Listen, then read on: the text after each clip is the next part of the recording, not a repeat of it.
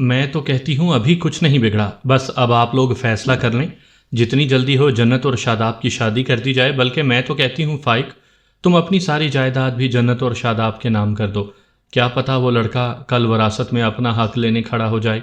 شجاع نے ناپسندیدگی سے رفعت کو دیکھا۔ فائق لب بھینچے خاموش کھڑا تھا، اس کا ذہن معوف تھا، کچھ کہنا تو دور کی بات، کچھ سمجھنے کی پوزیشن میں بھی نہیں تھا۔ کتنی پیاری ہو تم، بچپن میں بھی بالکل گڑیا جیسی تھیں، اب بھی ویسی ہی ہو۔ اسوا نے جنت کی پیشانی کو ایک بار پھر چومتے اس کا چہرہ دونوں ہاتھ میں لیے محبت سے کہا۔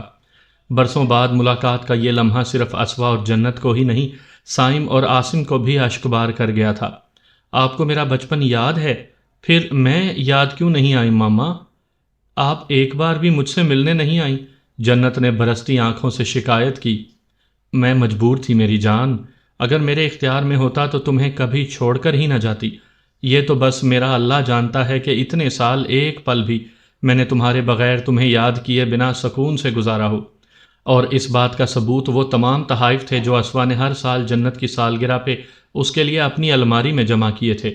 یوں تو کوئی بھی وقت ایسا نہ تھا جب اسوا کے دل سے بیٹی کا خیال نکلتا، مگر اس کی سالگرہ کا دن ہر سال ہی آنسو بہاتے گزرتا۔ جنت کو وہ تمام تحائف دکھاتے اس نے سائم کو بھی حیران کیا تھا۔ اتنے برس اس نے سائم کو بھی ان کی خبر نہ ہونے دی تھی۔ میں پاپا کو ان کے جھوٹ کے لیے کبھی معاف نہیں کروں گی، جنت نے آنسو پونچھتے کہا۔ ایسا نہیں کہتے جنت، وہ تمہارے پاپا ہیں، اور انہوں نے تمہیں میرے بعد صرف باپ نہیں ماں کی شفقت اور محبت بھی دی ہے۔ یہ اس کا ظرف تھا جو آج اتنی تکلیف دینے والے شخص کے لیے بھی اس نے بیٹی کو بدگمان کرنا درست نہ جانا۔ اس کے دونوں بچے اسے معتبر جانتے تھے اور اس کے لیے یہی بہتر تھا۔ پھر اپنے ساتھ ہوئی زیادتی کے بدلے میں جنت اور سائم کے اندر ان کے باپ کے لیے زہر گھولنا اس کے نزدیک نہایت گری ہوئی حرکت تھی۔ یہی تو آپ کی غلط فہمی ہے ماما، پاپا نے تو مجھے پھپھو کے حوالے کر کے کبھی نظر بھر کے بھی نہیں دیکھا، ساری زندگی میں ان کی محبت کے لیے ترستی رہی ہوں۔ جنت نے اس حقیقت سے پردہ اٹھایا جو کبھی اسوا کے خواب و خیال میں بھی نہ تھی۔ جنت کی محرومیوں نے برسوں سے اس کی آنکھوں کو نم کر رکھا تھا۔ فائق، تم اتنا ظلم کیسے کر سکتے تھے اپنی اولاد کے ساتھ؟ مجھ سے نفرت کا بدلہ تم نے اپنی معصوم بیٹی سے لیا، اس کے لیے میں تمہیں کبھی معاف نہیں کروں گی۔ اسوا نے حیرت و بے یقینی سے جنت کو دیکھا اور اس پل اپنے دل میں فائق کے لیے شدید نفرت محسوس کی، جس نے اپنی ہی اولاد کے ساتھ زیادتی کی انتہا کر دی، مگر وہ یہ سب زبان سے کہہ نہ پائی تھی۔ جنت آپی، اب آپ کو اس گھر میں واپس جانے کی کوئی ضرورت نہیں ہے، آج سے آپ ہمارے ساتھ ہمارے گھر میں رہیں گی۔ سائم شہرینہ کی بدولت بہت کچھ جانتا تھا، اسے پہلے بھی جنت سے ہمدردی تھی، لیکن آج جب وہ یہ سچ سامنے آ گیا تھا کہ وہ اس کی سگی بہن ہے، سائم کا اس کے لیے جذباتی ہونا فطری تھا۔ نہیں سائم، جنت کا یہاں رکنا مناسب نہیں ہے، اسوا نے بے ساختہ ٹوکا۔ لیکن ماما، سائم نے احتجاج کرنا چاہا، میں نہیں چاہتی بات بڑھے، ویسے بھی وہ اس کا گھر ہے اور پھر کچھ عرصے میں جنت کی شادی ہو جائے گی تو اسے کوئی ہم سے ملنے سے روک نہیں پائے گا۔ وہ اپنے تئیں درست فیصلہ لے رہی تھی۔ جس انسان سے آپ کی شادی ہونے والی ہے نا ماما، اس کے بعد تو آپ ان کی صورت دیکھنے کو بھی ترس جائیں گی۔ اسوا نے سائم کو دیکھا جبکہ جنت نے بے بسی سے سر جھکا دیا۔ سائم نے ساری تفصیل اس کے گوش گزار کرتے ازلان کے رشتے کے متعلق بھی آگاہ کیا جو ہر لحاظ سے جنت کے لیے بہترین تھا، مگر رفعت کی چال بازی کے سبب ٹھکرایا جا چکا تھا۔ اسوا کو اس بات میں ہرگز کوئی شک نہ تھا کہ رفعت کی نیت کیا ہو سکتی ہے، وہ بھی اس صورت جب جنت کو اس نے ہر ممکن ایذا پہنچایا ہو۔ پھر بھی جنت اور سائم کو سمجھا بجھا کر اس یقین کے ساتھ کہ وہ اس سلسلے میں فائق کو جنت کی مرضی کے بغیر اس کی زندگی کا اتنا بڑا فیصلہ نہیں کرنے دے گی، اس نے واپس گھر پہنچا دیا تھا۔ جنت کے لیے اسوا سے ملاقات دو جہاں کی خوشیوں سے بڑھ کر تھی۔ وہ خود بھی واپس جانے کی خواہش نہ رکھتی تھی، لیکن اس نے ماں کی بات مانتے ہوئے گھر واپس جانے کا فیصلہ کیا تھا۔ دل کو یہی سکون تھا کہ اب وہ تنہا نہیں ہے، ماں کے ساتھ بھائی کا سہارا بھی موجود ہے، اور یہی ہمت ساتھ لیے وہ واپس گھر چلی آئی۔ سامعین کرام، آپ سن رہے ہیں ایک دلچسپ اور لو سٹوری، اردو کہانی جس کا نام ہے شام ڈھلے۔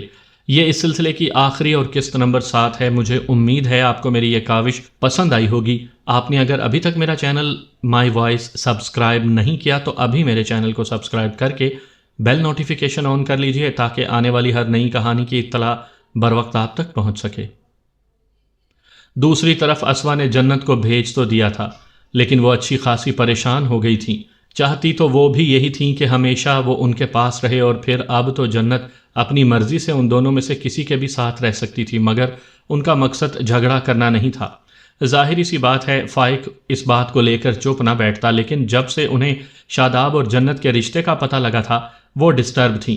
ان کا خیال تھا پتہ نہیں فائق اور رفت اس کے ساتھ کیسا سلوک کریں گے، لیکن ایسا کچھ نہیں ہوا تھا۔ البتہ شہرینہ کی بدولت ہی سائم کو یہ اطلاع ملی تھی کہ 2 ہفتے بعد فائق نے رفت کے دباؤ میں آ کر جنت کی شادی شاداب سے کرنے کا فیصلہ کر لیا ہے۔ یہ بات ان سب کے لیے ہی باعث تشویش تھی۔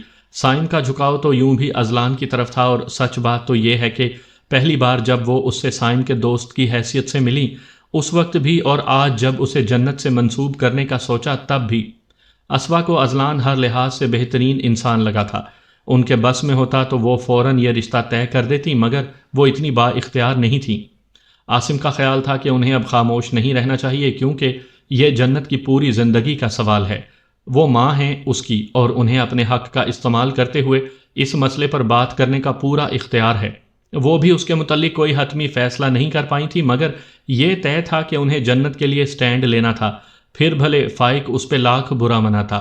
بہرحال ایک بات طے تھی کہ ان میں سے کوئی بھی جنت کی شادی شاداب سے ہونے پر راضی نہیں تھا، تو دوسری طرف شجاع بھی نہیں چاہتا تھا کہ جنت کی شادی شاداب سے ہو۔ اپنی تمام تر بری عادتوں اور ماضی میں کی گئی گھناؤنی سازشوں کے باوجود یہ ایک حقیقت تھی کہ اس کی جان جنت میں بستی تھی۔ ایک خطرناک ایکسیڈنٹ میں اپنا ایک بازو ناکارہ ہونے کے بعد اس کے اندر مکافات عمل نے سر اٹھایا تھا، لیکن اس میں کبھی یہ ہمت نہ ہوئی کہ بھائی کے سامنے اپنا جرم قبول کرتا۔ ہاں، اپنے اندر کروٹ لیتے احساس جرم کو کم کرنے کے لیے اس نے ایک طرف تو خود کو کاروبار سے الگ کر کے سب کچھ فائق کے سپرد کر دیا، اور دوسری طرف اپنا رابطہ پیروں، فقیروں اور گدی نشینوں سے جوڑ لیا۔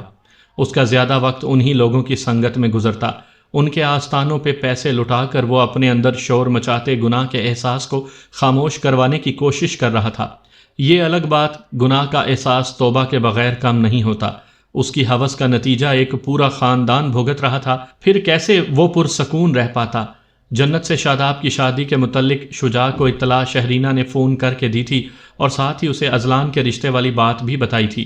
وہ اسے قائل کر چکی تھی کہ یہ شادی ہونے سے روک لے، کیونکہ رفت کا رویہ کبھی جنت کے ساتھ اچھا نہیں تھا، لہٰذا شجاع کو بھی اس پہ اعتراض تھا کہ وہ رفت کی بہو بنے۔ شجاع نے شہرینہ کو تسلی دی اور وہ واپس آ کر فائق اور رفت سے بات کرے گا، مگر یہاں اس کی واپسی پر ایک نیا ایشو سر اٹھا چکا تھا، جس کے بعد رفت نے فائق کو جلد از جلد شادی کے لیے دباؤ ڈالا ہوا تھا۔ شہرینہ پریشان تھی تو جنت گمسم۔ وہ تو اس امید پہ تایا کی منتظر تھی کہ وہ آ کر اس بار ازلان کی طرف سے بھیجا گیا پرپوزل قبول کر لے گا، مگر اب یہ امید بھی دم توڑ چکی تھی، کیونکہ ماضی میں شجاع کی بدولت ہی اس کی ماں نے اتنا ظلم سہا تھا، پھر وہ کس طرح اس کی مدد کرتا؟ لیکن وہ نہیں جانتی تھی شجاع کا دل بدل چکا تھا۔ شجاع نے جب رفت کو 2 ٹوک اس رشتے سے باز رہنے کا حکم دیا تو رفت الٹا اسے بلیک میل کرنے پر اتر آئی کہ فائق کو اس کی حقیقت بتا دے گی۔ رفت کا خوف سائم تھا، کیونکہ وہ مطمئن تھی فائق اور اسوا کے درمیان تو اب کبھی کوئی رشتہ بن نہیں سکتا، اس لیے اسے بہت جلد سب جائیداد شاداب کے نام ٹرانسفر کروانی تھی۔ شجاع بہرحال اسوا والی بات پہ فائق کا سامنا کرنے کی ہمت نہیں رکھتا تھا، مگر وہ رفت کے ہاتھوں جنت کی زندگی خراب ہونے نہیں دے سکتا تھا، اس لیے اسے تنبیہ دیتے باز رہنے کو کہا۔ اس بات پہ دونوں کے درمیان پہلی بار جھگڑا ہوا تھا۔ رفت کا خیال تھا اس کی یہ دھمکی کارگر ہوگی اور شجاع اس عمر میں اپنی عزت کی خاطر خاموش رہے گا، لیکن یہ اس کی بھول تھی۔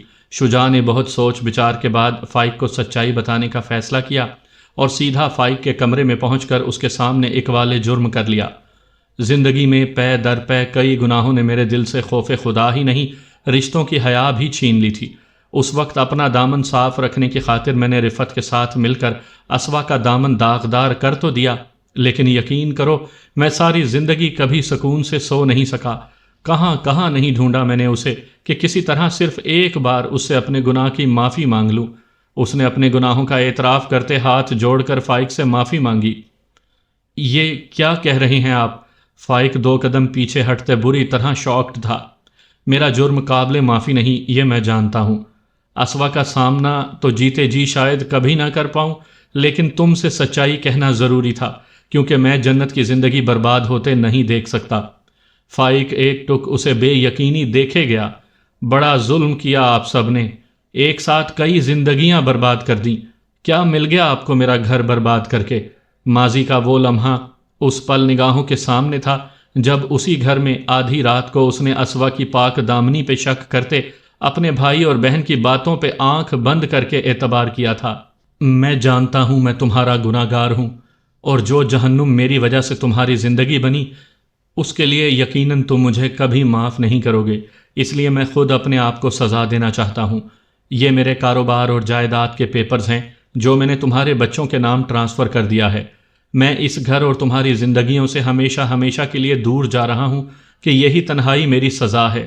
شجاع نے اپنی پراپرٹی کے کاغذات میز پر رکھتے ایک نگاہ فائق کو دیکھا اور پھر جنت کے سر پہ اپنا کپ کپاتا ہاتھ رکھ کر اسے بہت سی دعائیں دیتا دروازے کی طرف بڑھ گیا۔ اسوا پہ لگائے آپ کے جھوٹے بہتان نے ایک ساتھ کئی زندگیاں برباد کر دیں، اس کے لیے میں آپ کو کبھی معاف نہیں کروں گا۔ فائق بے دم سا ہو کر صوفے پر گرنے کے سے بیٹھ گیا۔ جنت نے جلدی سے آگے بڑھ کر اسے سنبھالا۔ فائق کتنی ہی دیر بیٹی کو سینے سے لگائے اپنے خسارے پر پھوٹ پھوٹ کر روتا رہا۔ گیا وقت لوٹ کر واپس نہیں آ سکتا تھا، لیکن ابھی کچھ تھا جسے ٹھیک کر کے وہ اپنی بدگمانی سے ہوئے گناہ کا کفارہ کر سکتا تھا۔ کہتے ہیں جب جہاز ڈوبنے لگتا ہے تو سب سے پہلے چوہے بھاگتے ہیں۔ شاداب بھی ایک ایسا ہی چوہا ثابت ہوا تھا جو تمام عمر ماں کے بھائیوں کی دولت پر عیش کرنے کے بعد اب ماں کا پول کھلنے پر رفت کو اکیلا چھوڑ کر بھاگ رہا تھا۔ مجھے تو یوں بھی آپ کی بھتیجی زہر سے زیادہ بری لگتی تھی، پھر اب تو آپ کے سارے کرتوت کھل کر سامنے آ چکے ہیں، ایسے میں میرا مستقبل بھی داؤ پہ لگا ہے۔ بہرحال آپ جانیں اور ماموں، میں جا رہا ہوں۔ اپنی چیزیں سمیٹتے وہ بے مروتی سے بولا۔ لیکن کہاں؟ رفت بیٹے کو سوٹ کیس پیک کرتا دیکھ کر بے یقینی اور حیرت سے بولی۔ یہاں سے بہت دور، اور ماموں سے کہنا میں نے اپنا حصہ خود ہی لے لیا ہے، میں اور شازمین ایک نئی دنیا بسائیں گے۔ اس نے کمرے سے باہر نکلتے اطلاع دی۔ لیکن شاداب سنو تو، رفت پیچھے آوازیں دیتی رہ گئی۔ ساری زندگی آپ نے اس گھر کے لوگوں کی بربادی چاہی اماں، ان کی زندگیوں میں تنہائی اور اندھیروں کی وجہ آپ تھیں، لیکن کیا حاصل ہوا آپ کو اس سب کے بعد؟ بیٹا آپ کو اس عمر میں ایک معمولی عورت کے لیے چھوڑ گیا، کیونکہ وہ جانتا تھا آپ اس کی زندگی میں بھی وہی زہر گھولیں گی جو تمام عمر آپ نے اپنے بھائیوں کے لیے تیار کیا۔ شہرینہ کی تلخ آواز پہ اس نے سر اٹھایا۔ یہ سب کچھ تم اس لڑکے کی محبت میں اندھی ہو کر کہہ رہی ہو، اسی نے اتنی نفرت بھری ہے نا تمہارے دل میں میرے لیے، وہ جتاتے ہوئے بولی۔ شہرینہ کو اس پہ غصے کے بجائے اب ترس آ رہا تھا۔ شجاع گھر چھوڑ کے جا چکا تھا تو فائق نے اس سے اپنا ہر رشتہ ختم کر لیا تھا۔ شاداب اپنی اصلیت دکھا چکا تھا، آج نہیں تو کل ان لوگوں کو اب اس گھر سے بھی جانا تھا، مگر رفت کے تیور نہیں بدلے تھے۔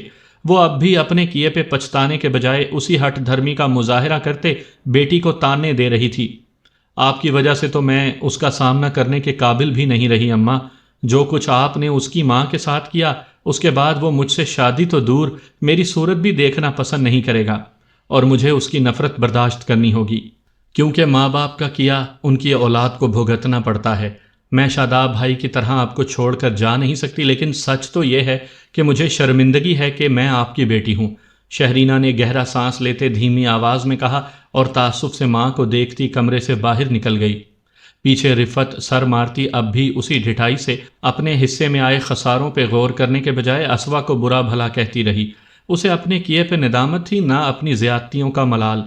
تو ایسا انسان جو ہٹ دھرمی پہ ڈٹا رہے تنہا ہی رہ جاتا ہے، جیسے آج کے بعد وہ رہنے والی تھی، اور یہی اس کی سزا تھی۔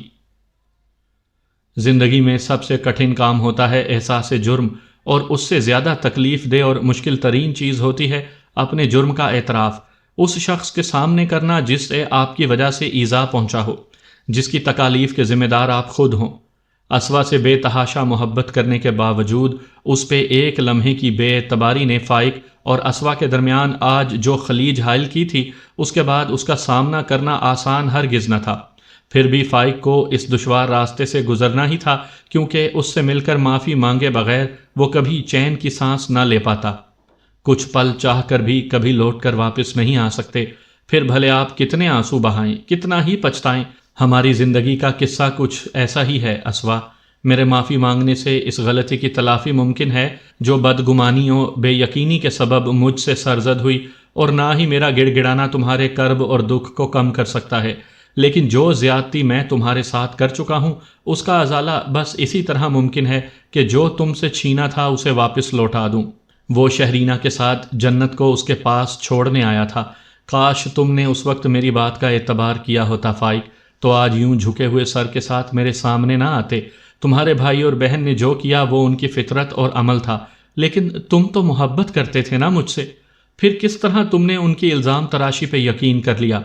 یہ وہ سوال تھا جو اسوا بارہا خود سے پوچھ چکی تھی، کئی بار اکیلے میں دہرا چکی تھی۔ جب بھی ماضی یاد آتا ایک ہی بات کانٹے کی طرح چبھتی کہ وہ جو محبت میں اعتبار نہ کر پائے اسے محبت کرنے کا حق کیوں کر ہوتا ہے؟ اسی بے یقینی کی سزا تو بھگت رہا ہوں۔ تمام عمر تنہا و بے سکون گزاری ہے، آگے بھی تنہا رہوں گا۔ تمہاری ایک امانت ہے میرے پاس اسوا، روز حشر تم میرا گریبان نہ پکڑو، اس لیے اسے اس دنیا میں ہی تمہیں واپس دینے آیا ہوں۔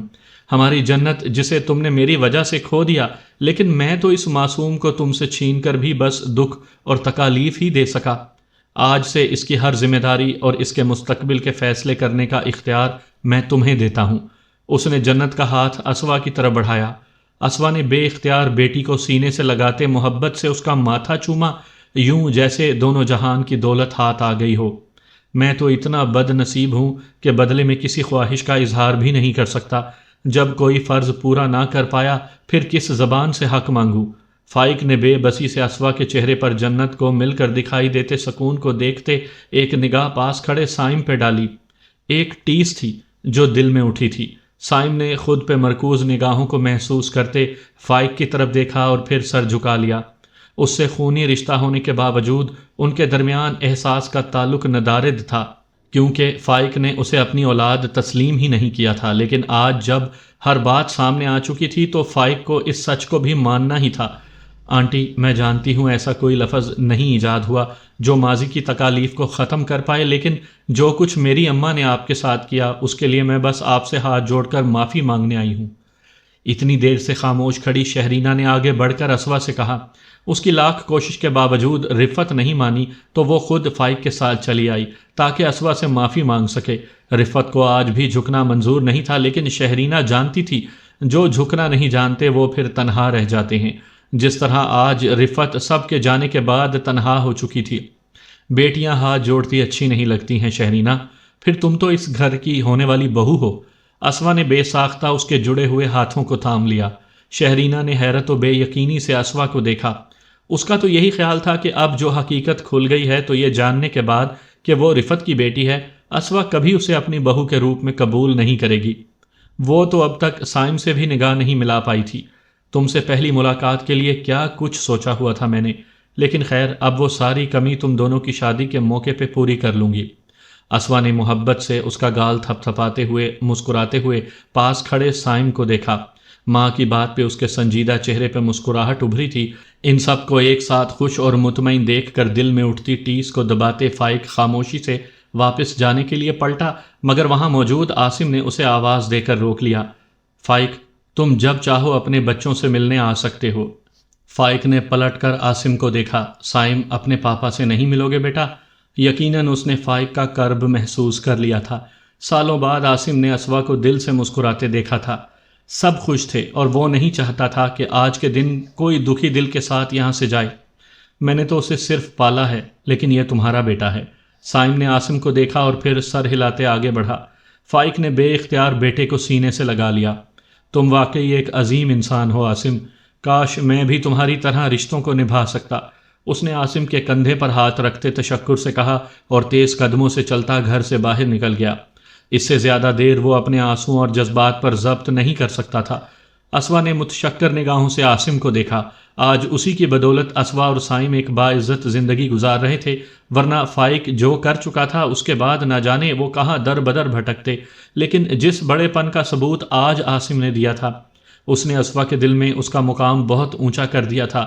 وہ سچ میں ایک عظیم انسان تھا، جیون ساتھی کے روپ میں اس کا سائبان تھا۔ سچ ہے، رشتوں کے پلڑے میں خلوص اور وفا محبت سے بہت وزنی ہوتے ہیں، اور اس بات کا جیتا جاگتا ثبوت تھا ان دونوں کا رشتہ جسے اسوا نے مکمل وفاداری سے نبھایا تھا تو عاصم نے بھی اس میں اپنے خلوص اور ایثار کا حصہ ڈالا تھا۔ فائق نے اسوا اور عاصم سے درخواست کی تھی کہ جنت اور شہرینہ کی رخصتی اس کے گھر سے کرنے کی اجازت دی جائے۔ عاصم کو اس بات سے ہرگز اعتراض نہیں تھا کیونکہ یہ اس کا حق تھا۔ جنت کا رشتہ اگر اسوا کی مرضی سے ازلان سے طے کیا گیا تھا تو پھر اس بات سے کیا فرق پڑتا تھا کہ اس کی رخصتی فائق اپنے گھر سے کرے۔ دوسری طرف رفعت آج بھی شہرینہ اور صائم کی شادی کی مخالف تھی، لیکن فہیم نے بیٹی کا ساتھ دیا تھا۔ رفعت تو اسی دن خفا ہو کر گھر چھوڑ کر جا چکی تھی، لیکن فہیم نے فائق اور اسوا دونوں سے معافی مانگ کر شہرینہ کی پسند پہ اپنی مرضی کی مہر لگائی تھی۔ شاداب کے اس طرح چلے جانے سے اسے ایک بڑا شوق لگا تھا، تو دوسری طرف رفعت کی من مرضیوں کے نتیجے میں اس عمر میں جو ذلت اٹھانی پڑی، اس کے بعد فہیم میں ایک بڑا بدلاؤ آیا تھا۔ برسوں بعد آج اس کے گھر میں خوشی کے شادیانے گونج رہے تھے۔ وہ جانتا تھا یہ خوشی عارضی ہے اور اس کے بعد ایک ابدی تنہائی ہوگی جو وہاں ہمیشہ اس کی ہم نوا بن کر رہنے والی ہے، کیونکہ یہ اس کا اپنا انتخاب تھا۔ صبح کا بھولا شام ڈھلے گھر لوٹنا چاہے، یہ ہر بار ممکن نہیں ہوتا۔ کبھی کبھی ہم خود پیچھے پلٹنے کی لکیریں اپنے ہاتھوں سے مٹا دیتے ہیں، پھر لاکھ کوششوں کے باوجود واپس لوٹنا تو دور، پلٹ کر دیکھنا بھی دشوار ہوتا ہے، کیونکہ کچھ خساروں کا ازالہ کبھی ممکن نہیں ہوتا۔